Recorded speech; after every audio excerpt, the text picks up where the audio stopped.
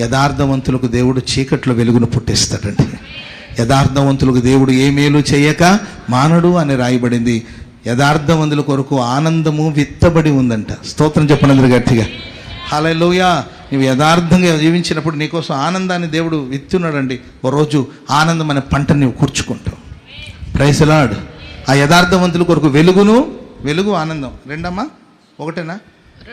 రెండు వెలుగును ఆనందం రెండు విత్తబడి ఉందండి. ఓ రోజు అది ఒక అద్భుతమైన పంటగా బయటకు వస్తుంది. యథార్థవంతులకు కారు చీకట్లు కూడా దేవుడు వెలుగును పుట్టిస్తాడు. యథార్థవంతుల వంశస్థులను దేవుడు ఆశీర్వదిస్తాడు. మనం యథార్థంగా ఉంటే మనకి కాదు. ఈరోజు ఈ స్థితిలో ఈరోజు మనం దీవించబడుతున్నాం. హోసన్నా మినిస్ట్రీస్ ఇంత డెవలప్ అయింది. గుడారాల పండుగ అద్భుతంగా జరుగుతున్నాయి. దయాక్షేత్రంలో దేవుని నామం మహింపరచబడుతుంది. సేవకులందరూ ఏక మనసుతో, ఏక భావంతో, ఏక తాత్పర్యంలో సాగిపోతున్నంటే ఎవరి వంశం అంటే యథార్థవంతులు